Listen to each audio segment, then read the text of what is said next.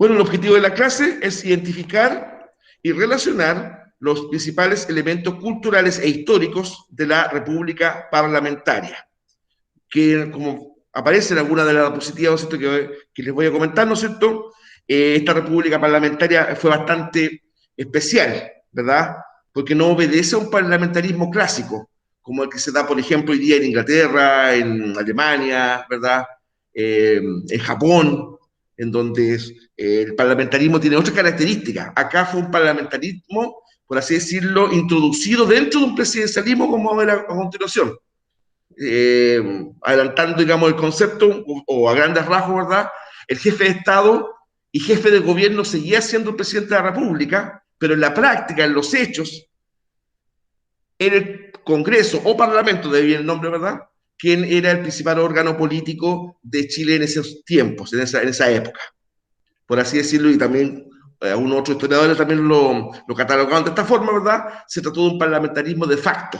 En los hechos fue un parlamentarismo, ¿ya? Pero formalmente, de todas maneras, Chile seguía siendo una república presidencial.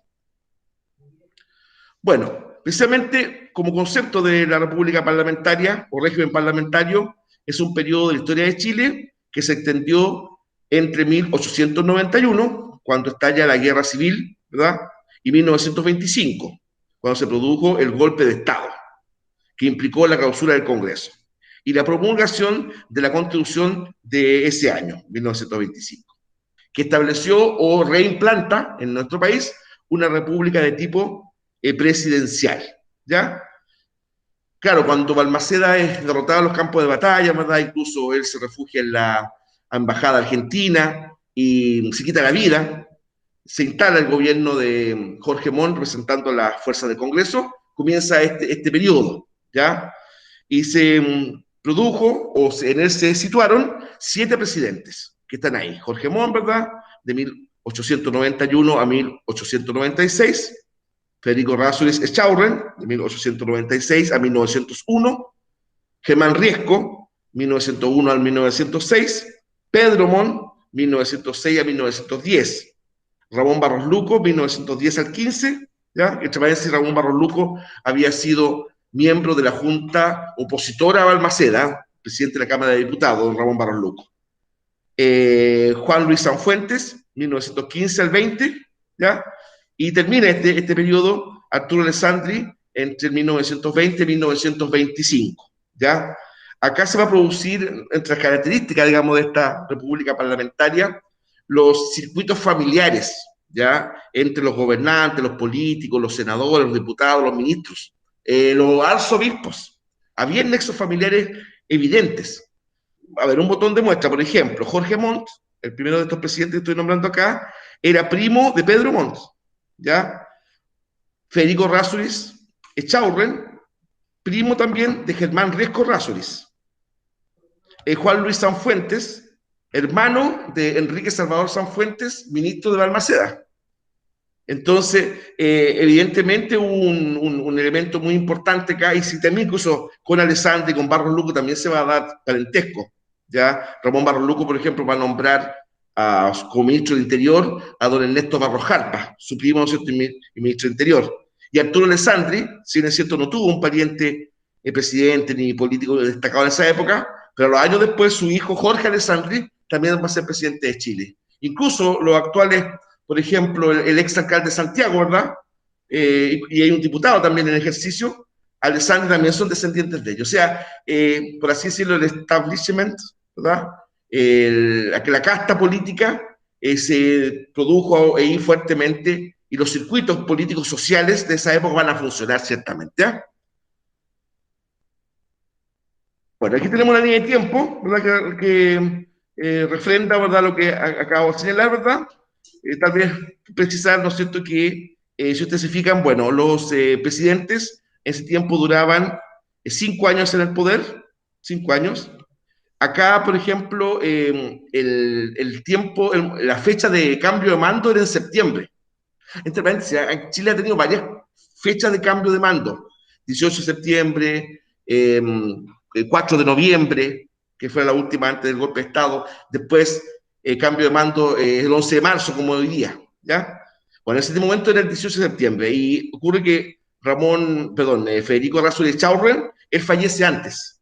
Ya, el mismo año que concluía su mandato, Federico Errázuriz Echaurren, él fallece antes. Hay una vicepresidencia, ¿verdad? Y le sucede ya en propiedad Germán Riesco Errázuriz, su primo. Pedro Montt, si ustedes se fijan, aquí señala, la verdad, gobernó 4 años, no 5 como decía la Constitución. Claro, porque en 1910, su último año de gobierno, Pedro Montt enfermó de gravedad y se fue a tratar una tuberculosis, que ese tiempo era mortal, ¿verdad? A Alemania. Y en Bremen, ¿no es cierto?, Alemania fallece. Después se da una cosa bien curiosa. El vicepresidente de la República, Elías Fernández, en el funeral de Pedro Montt, ese día se agarró una gripe, algo, ¿verdad? Mal cuidada, lo cual al tiempo le provocó la muerte a Elías Fernández. Y ocurre que, si ustedes se fijan, 1910 es una fecha bastante emblemática porque era el centenario de la primera Junta Nacional de Gobierno. Y le correspondería o le iba a corresponder a Elías Fernández el presidir las fiestas del centenario, del primer centenario. Pero ocurre que falleció. Elías Fernández, el reemplazante del también fallecido Pedro Montt, ¿se dan cuenta? Bueno, y peor aún, a la cena de gala que se iba a invitar a los presidentes de los países, por ejemplo, de América o de Sudamérica, que iban a acompañarnos en esa festividad, ¿verdad?, del centenario, se había mandado hacer unos cubiertos de lujo con las iniciales de don Elías Fernández, ¿ya? Pongámosle el tenedor, ¿verdad? Esto de oro, o sea, bastante lujoso. La E y el cuchillo la F, Elías Fernández. Pero ocurre que don Elías muere. Y fíjense que el que lo reemplaza fue el ministro, me parece, de Justicia, Emiliano Figueroa. Y a don Emiliano le correspondió finalmente presidir las fiestas del centenario. Y por coincidencia feliz, Emiliano Figueroa, Elías Fernández, tienen las mismas iniciales. Por tanto, no hubo que mandar a hacer cubiertos nuevos. Una curiosidad histórica, pero es absolutamente cierta. Bueno, don Ramón Barros Luco, ¿verdad? Más conocido a lo mejor por los sándwiches que a lo mejor por sus obras de gobierno. Bueno, hay un elemento histórico ahí, efectivamente. Don Ramón Barros Luco, ¿no es cierto? No sé si lo conté en su oportunidad, pero bueno, él se le ocurrió este tema de pan amasado, ¿verdad? Con carne y queso, para saciar el hambre, ¿verdad? Después que terminara su jornada de trabajo, ¿ya? Era otra época, muchachos. El presidente de la República terminaba su jornada de trabajo y, por ejemplo, uno como Jorge Alessandri se iba caminando a su casa, por ejemplo. ¿Ya? Era otra época, otra visión, etcétera, otra seguridad también. Y ocurre que don Ramón Barros Luco terminaba su tarea, digamos, en La Moneda, y a poco andar había un restaurante, ¿verdad?, un bolichito cerca, ¿verdad? Y pasaba a servirse eso. Ese era su 11. Ya, para no ser que estoy chamullándole y mintiéndole, ¿verdad? O tomándole el pelo, pero no, es absolutamente cierto lo que les voy a contar. Pero cuando don Ramón Barros Luco nombra a su primo, Ernesto Barros Jarpa, acompaña a Barros Luco al temite este de la 11. Ya, pues a don Ernesto Barros Jarpa, no sé si es un tema dental, algo, ¿ya? No le gustaba la carne con queso. Y don Ernesto Barros Jarpa pidió jamón con queso. Y de ahí quedó el Barros Luco y el Barros Jarpa. Eso es absolutamente histórico, ¿ya? Y dicen que incluso el mozo, ¿verdad?, o el mesero, ¿cierto?, que atendía el local, cuando veía que llegaba el presidente y su ministro, gritaba para adentro, maestro sanguchero, llegó Barros Luco, llegó Barros Jarpa, ya, y el hombre inmediatamente empezó a hacer los sándwiches. Y hasta el día de hoy, aunque ya no se nombra tanto, sobre todo Barros Jarpa, ya no, la generación actual como que no lo conoce con ese nombre, más le dicen que jamón queso, ¿no? Pero es eso, es por don Ernesto Barros Jarpa, ministro y primo de don Ramón Barros Luco. Bien, Juan Luis Sanfuente, ¿verdad? Sí pudo completar su periodo balmacedista, de hecho fue el primer presidente balmacedista de este periodo. Él estuvo exiliado cuando cayó Balmaceda, y finalmente Arturo Alessandri, el león de Tarapacá, ¿verdad?, que va a introducir importantes cambios en la sociedad chilena, don Arturo Alessandri, famoso león de Tarapacá. Hay muchas anécdotas, cuando pasemos el gobierno de don Arturo, ahí se las voy a contar en detalle. Tiene anécdotas bastante sabrosas, don Arturo, un hombre bastante especial. Bueno, algunas características generales del parlamentarismo en Chile. En primer lugar, corresponde a un régimen parlamentario denominado por varios historiadores como pseudo-parlamentarismo, ¿ya? por lo que yo explicaba adelante.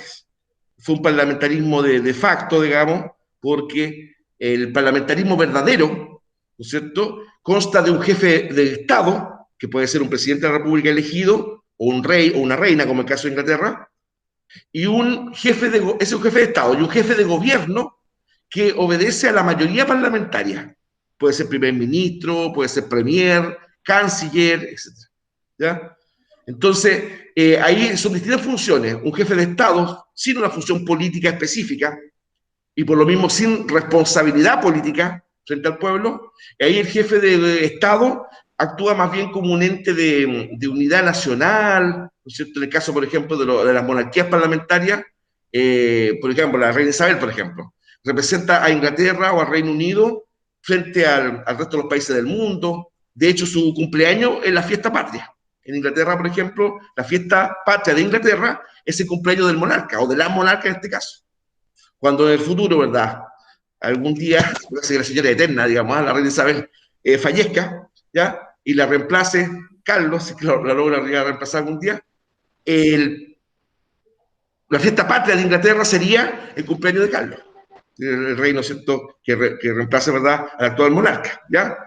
Entonces, aquí en Chile, como decía, ¿no es cierto?, en un momento dado, ¿verdad?, se impuso por las armas, por la fuerza de las armas, ¿verdad?, de la Revolución Triunfante, un parlamentarismo en los hechos, porque el jefe de Estado y de gobierno seguía siendo el presidente de la República, ¿ya? Pero sus ministros, ministro de Interior, ¿verdad?, Relaciones Exteriores, Agricultura, Educación, que se llama Instrucción Pública, etcétera, Justicia, todos los ministerios debían contar con el visto bueno del Congreso y ejecutar la política que el Congreso les dictara. Por lo tanto, el principal órgano político de la República, en teoría seguía siendo el presidente, pero en la práctica era el Congreso, de verdad, que imponía su voluntad. Al punto que si había un presidente que osaba discutir eso, desafiar la voluntad del Congreso, el Congreso le bloqueaba las leyes periódicas, principalmente las leyes de presupuesto. ¿Se dan cuenta? Entonces, esa situación, ¿verdad?, obligaba al presidente de la República a estar en una constante negociación, yo diría incluso más que negociación, digamos, claudicación frente al Congreso, ¿ya? Habían casos, por ejemplo, que de repente el Congreso de la República obligaba al presidente a nombrar ministro de Interior a un político de la oposición. O sea, a ese nivel se llegó. Hoy día una cosa así sería impensable, ¿no es cierto?, que un presidente de un color político nombrara ministro de Interior a un opositor. No sé, pongámosle un presidente de la UDI nombrando ministro de Interior a un ministro comunista, por ejemplo. Sería muy extraño, ¿verdad? En ese tiempo sí se dio. Ahora, también hay que decir que en ese tiempo no habían tantas diferencias ideológicas. Había más bien matices entre los partidos políticos de esa época, ¿ya? Una característica, pero clave, dentro del parlamentarismo chileno, ¿verdad?, fue el uso de la rotativa ministerial, que significaba el poder constitucional del Congreso Nacional de Chile, de disolver la totalidad del gabinete ministerial, que provocó que a partir de la presidencia de Jorge Montt, el gabinete estuviera conformado por la mayoría parlamentaria, principalmente por miembros de la Cámara de Diputados, ¿ya? Formalmente, el presidente de la República seguía siendo jefe de Estado, pero en la práctica, imagínense, la totalidad de sus ministros, la casi totalidad, los nombraba a diputados que, como ya no era compatible ambos cargos, tenían que renunciar a su diputación para ser ministro de Estado. Cuando el presidente, ¿cierto?, Barros Luco nombra ministro de Interior a Juan Luis Sanfuentes, Juan Luis Sanfuentes era un diputado de oposición, pero el presidente Barros Luco tiene que nombrarlo, ¿ya?, para que pueda seguir gobernando, porque el Congreso, ¿cierto?, la mayoría parlamentaria se lo exige prácticamente como condición para que el presidente Barros Luco siguiera en el poder. Entonces era bastante complicado el tema. Había que tener mucha muñeca política, mucho manejo ahí. Y eso en política no es tan fácil. ¿Ven? Bueno, y finalmente, si bien durante este régimen nunca existió el cargo de primer ministro, porque eso corresponde más bien a un régimen parlamentario así tal cual, premier o presidente del Consejo de Ministros, en Perú hay eso, ¿ah? En Perú, ¿verdad?, existe el cargo que se llama presidente del Consejo de Ministros, ¿Qué es como un primer ministro? En Chile fue el ministro del Interior que se convirtió como primer ministro de Estado o jefe natural del gabinete. El cargo, ¿verdad?, se seguía llamando ministro del Interior, pero en la práctica era como un primer ministro. Entonces, por eso decimos, ¿verdad?, que el parlamentarismo, como se aplicó en Chile, era un parlamentarismo de facto. De facto. ¿Por qué motivo? Porque incluso la nomenclatura, el discurso, se seguía hablando de un régimen presidencial. Pero en la práctica, ¿verdad?, y disculpen la majadería, era el Congreso quien gobernaba, o el presidente tenía que gobernar de acuerdo a lo que el Congreso le dictaba. ¿Ya?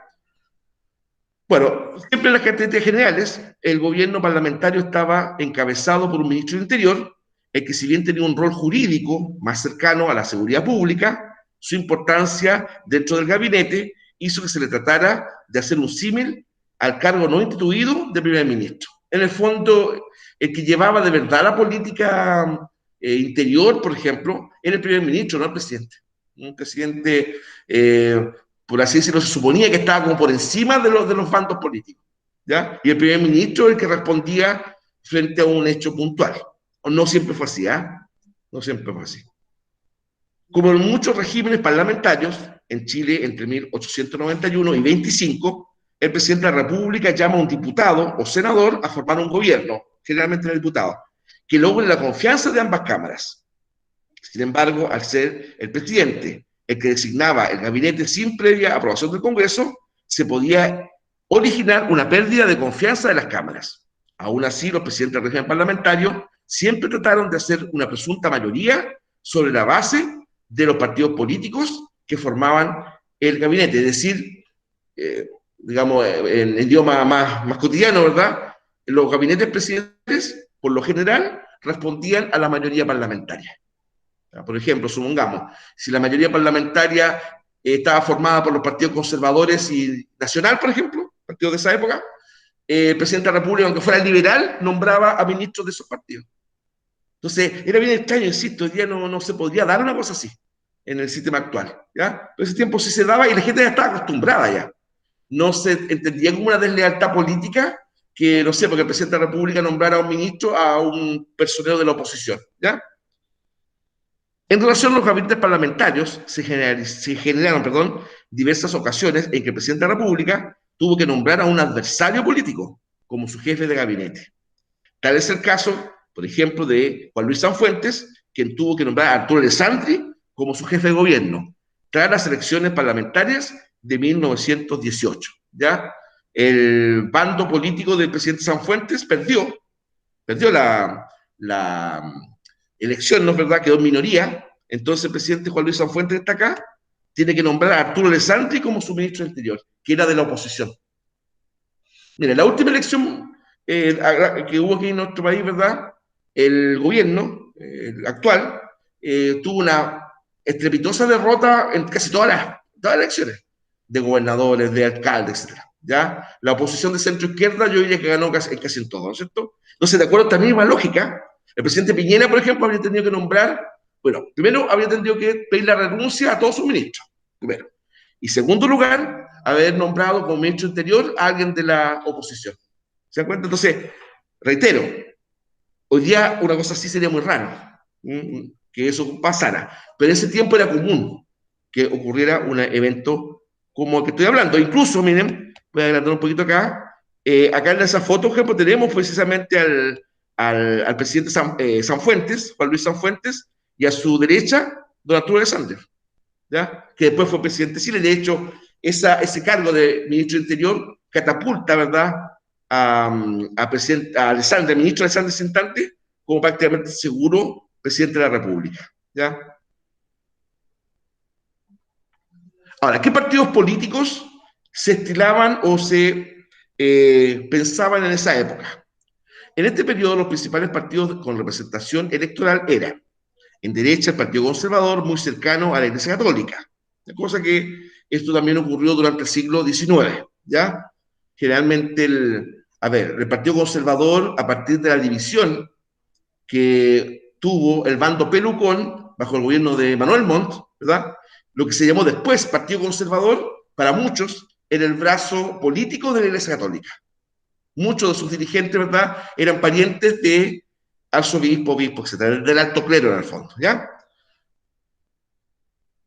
En el centro, varios grupos liberales pertenecientes al Partido Nacional o monbarista, ¿ya? El Partido Liberal y el Partido Liberal Democrático. El Partido Liberal Democrático era la facción del Partido Liberal que siguió fiel al ideario de Balmaceda. Y a la izquierda de esa época, ¿verdad?, podemos nombrar al Partido Radical, que fue un ala bastante más extrema del liberalismo, ¿no?, que se tornó cada vez más de izquierda, y el Partido Demócrata o Democrático. Para muchos, ese partido es el verdadero primer partido de izquierda en Chile. Claro que se discute eso, ¿eh? Se discute. Otros señalan que el primer partido de izquierda en nuestro país es el que sale a continuación, ¿verdad?, el Partido Obrero Socialista. Hacia fines del periodo de 1910 comienzan a tener importancia el Partido Obrero Socialista y su aproximación con el movimiento obrero incipiente. O sea, algunos integrantes del Partido Demócrata, algunos miembros, ¿verdad?, más bien de clase media del Partido Radical. Y esto naciente fuerza del Partido Obrero Socialista, que en 1922 se convierte en Partido Comunista, ¿ya? Van a ser los únicos que van a representar al proletariado chileno, por así decirlo. La verdad es que la representatividad en ese tiempo de la masa obrera era muy escasa, muy escasa. Entonces, pero van a haber hechos, algunos de ellos bastante trágicos, que van a convencer a las masas populares nuestras, al movimiento obrero y sindical, ¿verdad?, que la única forma de mejorar sus condiciones de vida es organizándose, ¿verdad?, y creando movimientos políticos legales. ¿eh? Bueno, a diferencia de la República Conservadora y Liberal, el Ejecutivo, perdón, por medio de intendentes, gobernadores e inspectores, no participa en la lucha electoral como parte interesada.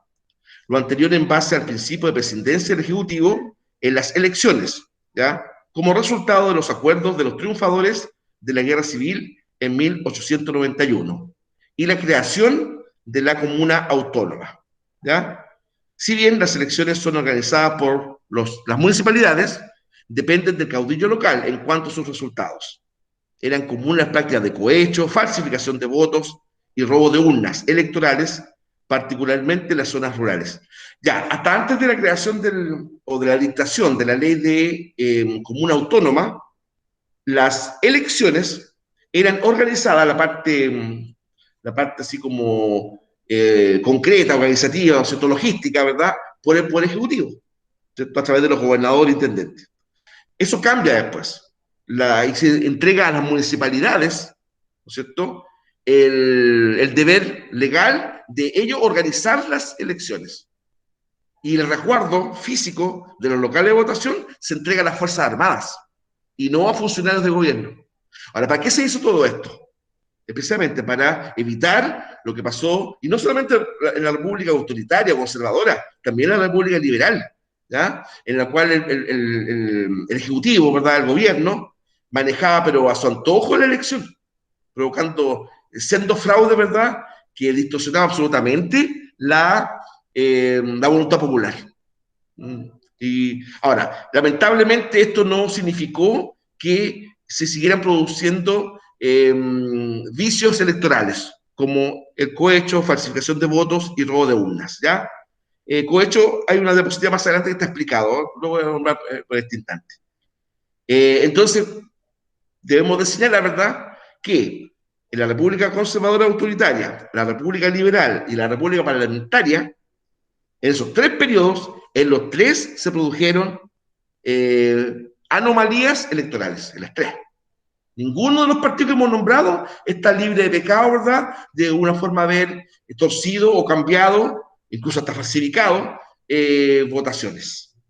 Hubo, por supuesto, que deducieron más. Históricamente siempre el cargo se le ha achacado a los conservadores, en las áreas rurales. En nuestra clase yo le explicaba, ¿verdad?, cómo los conservadores, que eran fundamentalmente dueños de fondos, de grandes haciendas, ¿verdad?, presionaban a sus inquilinos por votar por tal candidato ya. Pero después nosotros los liberales también hicieron una tremenda intervención electoral. El más destacado de eso, o sea, más tristemente destacado, fue don Domingo Santamaría, por ejemplo, en donde él daba instrucciones perentorias a sus intendentes, a sus gobernadores, que en su región, en su distrito, tenía que ganar tal o cual candidato. Hoy día si se filtrara un tema así, de parte, por ejemplo, del gobierno actual, o de los gobiernos actuales, sería un tema grave, podría incluso hasta provocar la dimisión del presidente de la República, porque el Ejecutivo no puede intervenir, ¿verdad?, en un proceso electoral. Eso es falsear la democracia, ¿cierto? Bueno, ahí hay un mapa político, ¿ya? Que más o menos está descrito ahí en los párrafos, ¿verdad? En el centro, ¿cierto? Partido Nacional, ¿verdad? Hacia la derecha, Partido Conservador, ¿cierto? O Partido Liberal Democrático, hacia la izquierda el Partido Radical, Partido Demócrata. Para acá podemos situar aquí, si lo podemos colocar acá, el Partido Obrero Socialista, que después llamó comunista, o el Partido Socialista, hacia secas, ¿cierto? El Partido Obrero Socialista, ¿verdad?, nace en 1912, el año 22 se transforma en Partido Comunista de Chile, y en el año 1933, o sea, 11 años más tarde, ¿verdad?, nace formalmente el Partido Socialista, el PS, ¿ya? Y después se van a agregar otros, vamos a ver nosotros después el surgimiento a mitad de siglo, ¿verdad?, del Partido Demócrata Cristiano, que llegó a ser el partido por sí solo de mayor poder electoral de la historia de Chile, el Partido Demócrata Cristiano, ¿ya? En década del 50. Ahora, recién hablábamos de las prácticas parlamentarias, algunas no tan buenas o malas, dicho bastante claro. Este periodo se caracterizó por el uso de prácticas parlamentarias que consistieron en, ¿ya?, por ejemplo, la interpelación parlamentaria. Esto era un tema legal en todo caso, ¿eh? El Congreso cita a un ministro de Estado. Ya, la interpelación que se da en la actualidad, el ministro es citado, ¿verdad?, por el Congreso y un diputado lo interpela. Le hace un cuestionario, ¿verdad?, en el cual pone en duda o cuestiona su gestión. Por ejemplo, tiempo atrás vi una interpelación al ministro París, ¿ya? Pero ojo, a la interpelación, cuando se entiende como tal, no implica que que el ministro interpelado pierda su cargo, ¿ya? La acusación constitucional sí, ¿ya? La acusación constitucional, ¿verdad? Es un proceso, digamos, por etapa. Se le presenta los cargos al ministro, ¿verdad? Hay una comisión, ¿no es cierto?, que decide eso y hace un informe, si aprueba o no la acusación. Ese informe es votado en la Cámara. Si la Cámara da lugar a la acusación, pasa al Senado. Si no da lugar, queda ahí. Ya. Si da lugar, pasa al Senado. Y ahí se produce nuevamente, digamos, el mismo tema. Tiene que ir el ministro, ¿cierto?, plantear su punto de vista y el Senado decide. Si el Senado encuentra culpable, el ministro se va. Y no solamente se va para la casa, sino que no puede ejercer ningún cargo público en 5 años. Importantes políticos, por ejemplo, sufrieron eso y tuvieron que aceptar el dictamen, ¿verdad?, de la Constitución. Ministro Valle, la entonces ministra Proboste, por ejemplo, también fue acusada constitucionalmente y fue sacada de la vida política durante 5 años, ¿se dan cuenta? En este caso de la interpelación, era más bien una suerte así de cuestionamiento, en el cual el ministro tenía que dar cuentas. No era muy eficaz porque no tenía el ministro el riesgo de perder su cargo, ¿ya? El voto de censura es cuando el Parlamento obliga a renunciar a un ministro y al gabinete, ¿ya? El Parlamento, ¿verdad?, en este caso sería la Cámara de Diputados, por mayoría de sus integrantes, ahí los quórum cambia, 2 tercios, 4/5, etcétera, bueno, 3/5, perdón, le hace presente al presidente de la República que tal o cual ministro tiene que renunciar, por mayoría de sus integrantes. Hoy día el Congreso no tiene esa facultad, no tiene. En ese tiempo sí. Ya, el presidente de la República de esa época recibía el voto de censura, ya, censuraba, por ejemplo, el ministro de Relaciones Exteriores, por ejemplo. Entonces el presidente de la República tenía que sacarlo. ¿Cuál es el problema? Que de acuerdo a la práctica política de la época, ojo, no era ley, era una práctica política, tenían que renunciar todos los ministros. Si se interpelaba y después se censuraba a un ministro, ese ministro caía, ¿verdad? El resto de los ministros todos tenían que presentar su renuncia. Curiosamente, chicos, chicas, no eran unas leyes, no, era una práctica política. Se daba así, ¿ya? Se entendía nosotros que los otros ministros solidarizaban con el ministro caído y renunciaban. ¿Se dan cuenta? Entonces, muchas veces, ¿verdad? Como no existía la destitución de presidente de la República, no estaba en la Constitución, una forma de hostilizar al presidente era censurándole sus ministros. ¿Ya? No hubo ningún presidente que renunciara, no. Pero hubo presidentes que lamentablemente, digo lamentablemente en el sentido de que el primer mandatario, ¿verdad? Tuvieron que finalmente posternarse ante el Congreso, aceptar lo que el Congreso les decía, ¿ya? Y a veces, por ejemplo, hubo presidentes que tenían de repente muy buena idea en lo social, pero como el Congreso, fundamentalmente, sobre todo en esa época, defendía más bien intereses de clases potentadas, clase alta, eh, después empezaron a haber representantes del mundo obrero y sindical, de censurar a los ministros, ¿no? Así de simple. Va a haber un caso trágico en la matanza de la Escuela de Santa María, ¿verdad? Gobierno de Pedro Montt, en la cual se hizo una moción de censura contra el ministro, ¿ya? Emilio Sotomayor, no, perdón, Rafael Sotomayor, ministro Rafael Sotomayor, ¿sí? Pero ocurre, claro, porque pasa de que el ministro del Interior es responsable directo de la seguridad pública. Rápidamente, unos obreros, ¿verdad?, en la Pampa Salitrera, exigiendo mejoras laborales, salariales, ¿no es cierto?, y sociales, llegan a Iquique y se parapetan exigiendo eso en una escuela. Se produce un altercado con tropas que mandó el gobierno, ¿verdad? Y cuentan que la tropa hace fuego, y resumiendo, más o menos esa tarde, mañana tarde, ¿verdad?, mataron a 5.000 obreros. Hombres, mujeres, niños. ¿Ya? Entonces, imagínense, evidentemente eso es responsabilidad política. Claro, porque podría ser ministro interior, claro, yo no mandé a los militares a mandar así, no. Pero, oye, ese es el encargado, el jefe de la seguridad interior del Estado, ¿verdad? Que es el ministro del Interior. El diputado Alessandri, ese instante, Arturo Alessandri, presentó una acusación, pero perdió la acusación. ¿Por qué? Porque las fuerzas instantes del gobierno tenían mayoría parlamentaria. O sea, no se actuó con justicia.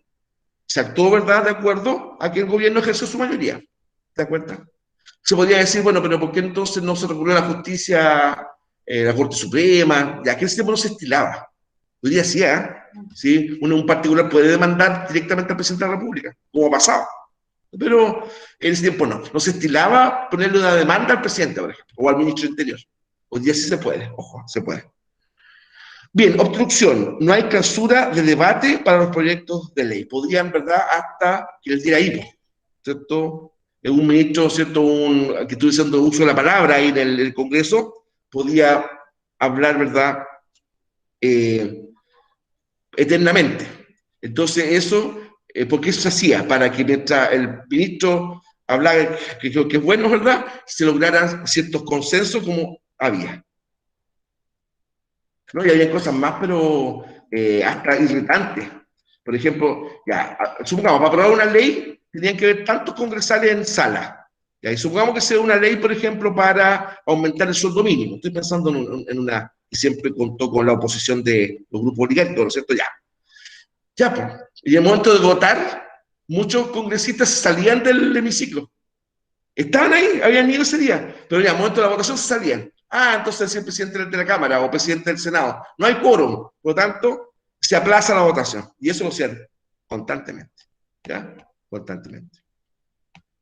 Eso también demuestra, lamentablemente, que no siempre nuestros hombres públicos, ¿verdad?, de verdad tenían claro que su misión era trabajar en pos de la ciudadanía. Entonces, uno dice, pero esto también pasó hoy día, claro, como un consuelo, bien entre comillas, ¿va? Pero lamentablemente esto es de antiguo. Cuando el tema molesta más o cansa más, que cuando un candidato o una candidata llega a un cargo diciendo, ¿cierto?, yo si me eligen diputado, por ejemplo, defender el derecho de los más humildes, y después que llega finalmente, el tema se le olvida, el asuntito, ¿ya? Y empieza a defender privilegios, ahí la gente más se vuelve en contra. O lo que es peor, ¿verdad?, ya no se cree, digamos, en ningún acto político porque, chicos, chicas, la política es necesaria.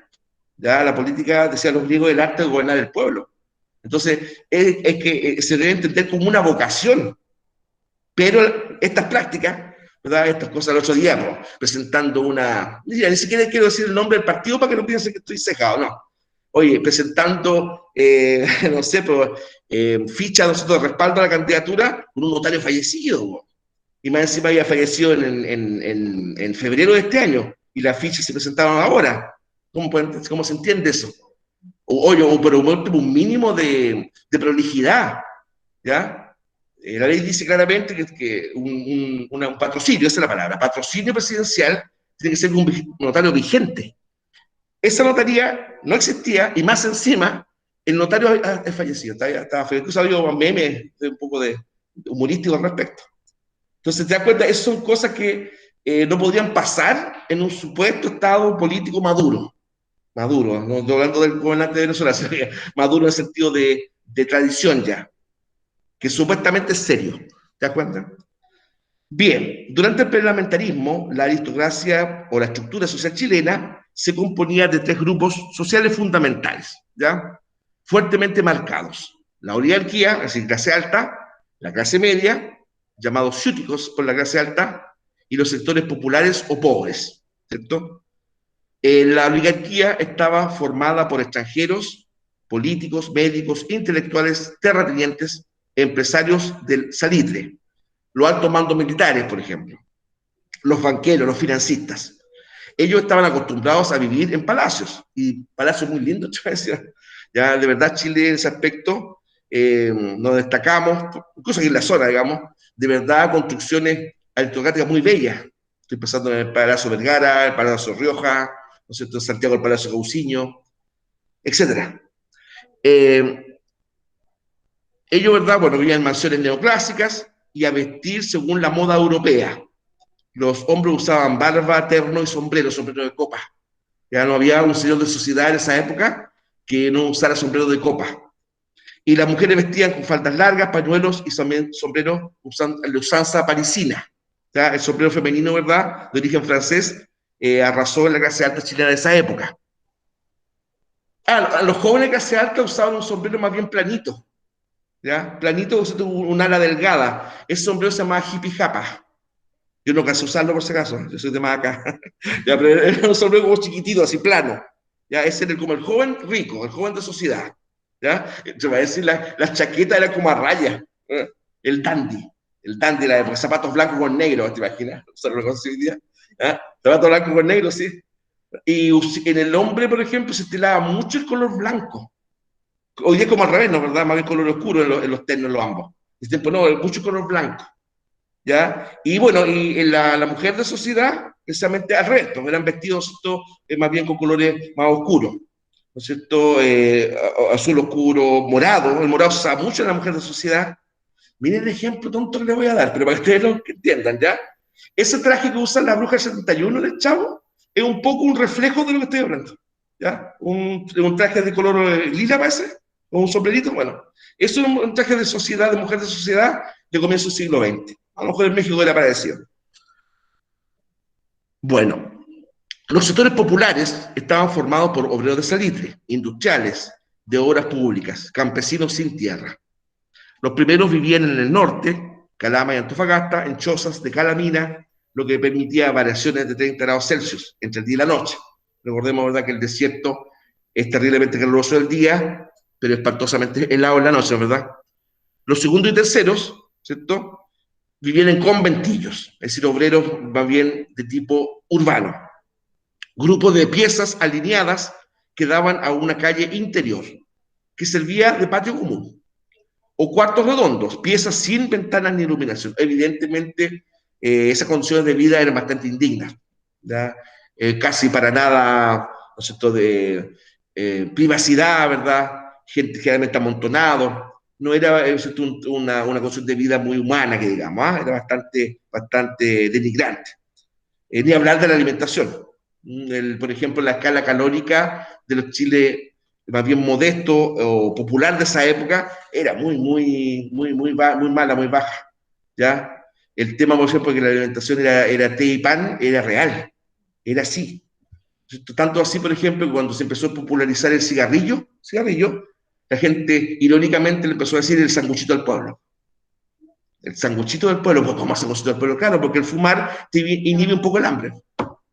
Entonces es como triste, chistoso pero triste. Y era así. El tema, por ejemplo, sanitario. De verdad era una proeza nacer y era muy complicado morir. Como claro, porque pasa de que de verdad, o sea, un hombre o una mujer de pueblo, por ejemplo, un entierro digno, era casi imposible. Pues, oye, hasta en la actualidad, muchachos, morirse es caro en Chile. En Chile es caro morirse. Usted haga las averiguaciones, ¿verdad? Pompa fúnebre, tumba, todo eso, es re caro morirse. Mira, 3 millones esa tía, la tía Jenny. O sea, en ese tiempo que estamos hablando ahí, o sea, cero posibilidad, fosa común nomás para los obreros, para su esposa, para los hijos. ¿Ya?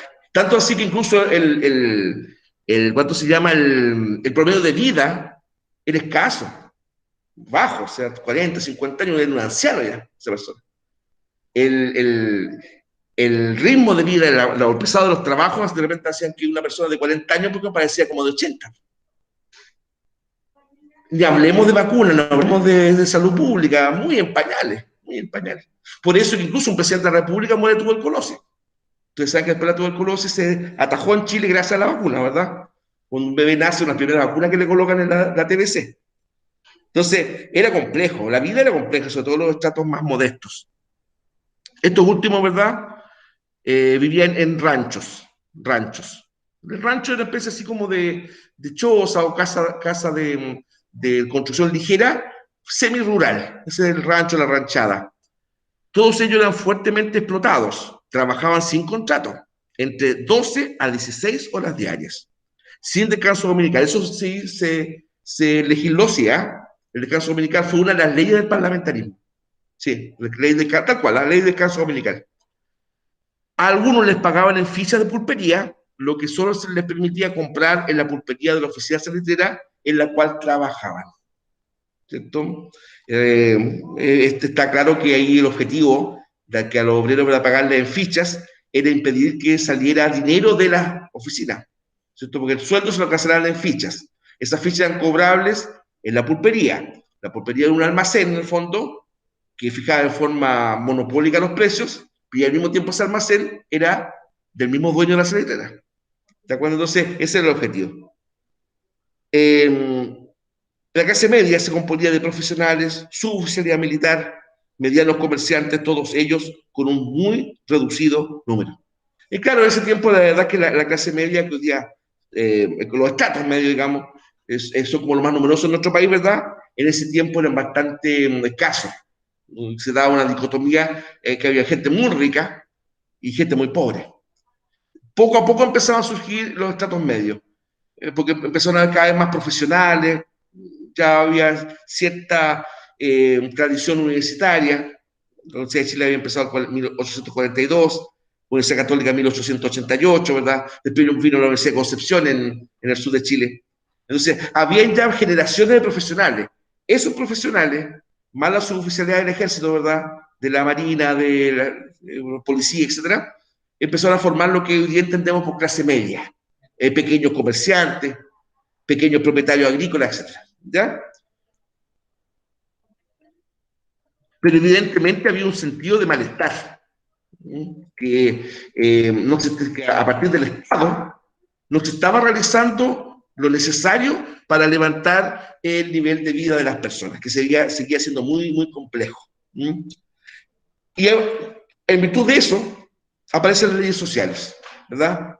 Eh, Dentro del grupo gobernante hubo gente, Arturo de Santos, ¿verdad? Y otros, que se dieron cuenta que el tema no podía quedarse así. ¿Ya? El tema de la matanza de la Escuela de Santa María impactó mucho, ¿verdad? Porque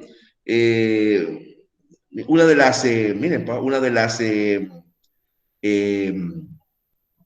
exigencias de los trabajadores en la matanza de la Escuela de Santa María era que la empresa le entregara, ¿verdad?, sábanas de mejor calidad para sus casas, porque o no tenían sábana o eran todas de saco. Entonces, por ejemplo, para sus niños eran muy ásperas. Entonces pedían que por lo menos, miren, lo que voy a decir, pedían por lo menos un juego de sábana por familia. Y eso provocó, entre otras cosas, todos muertos. Entonces, te das cuenta, o sea, fue un remesón a la conciencia, de los que tenían conciencia, obviamente. Bueno, en el periodo parlamentario chileno se dictaron leyes de carácter social que tenían como principal objetivo el mejorar la vida y las condiciones laborales de los grupos asalariados de Chile. ¿Ya? Eh, es un periodo, ¿verdad? Más o menos de unos 20 años, 22 años APP, ¿ya?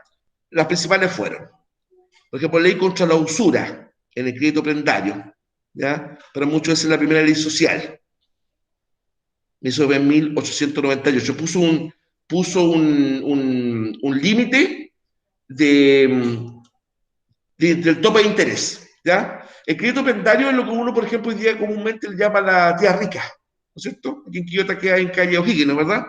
La tía rica o caja de crédito popular. Bueno, antes cada tía rica o caja de crédito popular, ¿verdad? O prendario, fijaba por sí misma el interés. ¿Verdad? Uno toma una prenda, ¿verdad? La deja ahí, te la tasan, ¿no es cierto? Te prestan un dinero y después te dicen ya, con tal plazo te la puedes recuperar, pero pagando tanto, ¿cierto? Se supone, o no se supone, eso es real en todo caso, ¿eh? Que el criterio es popular, pues. La tasa de interés baja. Bueno, ahí se fijó por ley. No se podía pedir intereses usureros, ¿ya? Después, ley de habitaciones obreras, fue en 1906. Ese año se produjo el famoso terremoto de Valparaíso, ¿verdad? Que devastó el puerto. Mucha gente quedó sin casa. Bueno, muchos murieron, pero además de eso, gente quedó sin casa. Entonces se obligó a los dueños de las industrias y no solamente Valparaíso, después se extendió a todo el país, a entregarle casas a sus trabajadores. ¿Ya? Ahí, por ejemplo, nace la población, esa misma ley, ¿ya? En ese contexto, la población Saí, por ejemplo, la CCU en Limache, la Cemento Melón en Calera, ¿ya? Bajo el alero de esa ley de habitaciones obreras. Ley de descanso dominical. Hubo dos leyes, ¿verdad? Porque después la segunda se perfeccionó, en el cual, ¿no es cierto?, se establecía, aduciendo fundamentalmente razones de tipo religioso, ¿verdad?, que el día domingo para descansar. Se podía trabajar de lunes a sábado. Fíjense que la tarde del sábado nunca fue feriado. O el sábado, no, el sábado se considera el día laboral. Lo que pasa es que por tradición se considera parte del fin de semana, digamos. Pero el sábado legalmente es día laboral. ¿Eh? Día laboral. Y la tarde del sábado también. ¿Eh? Pero bueno, en términos ya de una práctica laboral, también se considera o se utiliza el sábado como libre, pero estoy seguro que a lo mejor muchos de ustedes, ¿verdad? Y bueno, nosotros en algún momento, ¿verdad? Hemos trabajado día sábado y es legal. No es demandable un trabajador o un empleador por un momento dado citarte un día sábado. Pero bueno, que no se hace mucho. Después, ¿verdad? La ley de caso dominical, ya lo dije, el trabajo infantil, ¿cierto? Es para privilegiar que los chicos fueran al colegio. ¿Ya? Y de hecho, a partir ¿no cierto?, de ese mismo año, cuando se prohibió o se minimizó el trabajo infantil, empieza a forjarse la ley de instrucción primaria obligatoria, en 1920.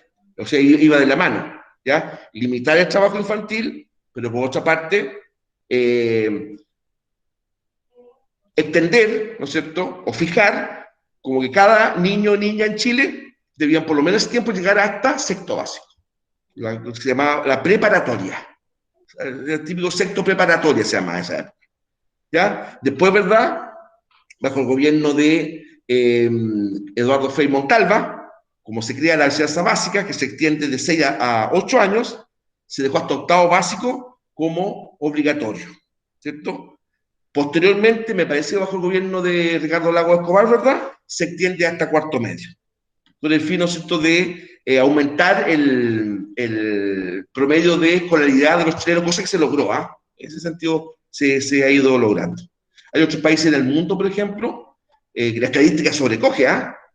Hay otros países del mundo en que lo cual, no es verdad, el promedio de escolaridad de sus ciudadanos lo alcanza el año, fíjense. 0,4 años de escolaridad por habitante. Ya. Nosotros hace tiempo ya pasamos los 12. Entonces, ya está bien, ya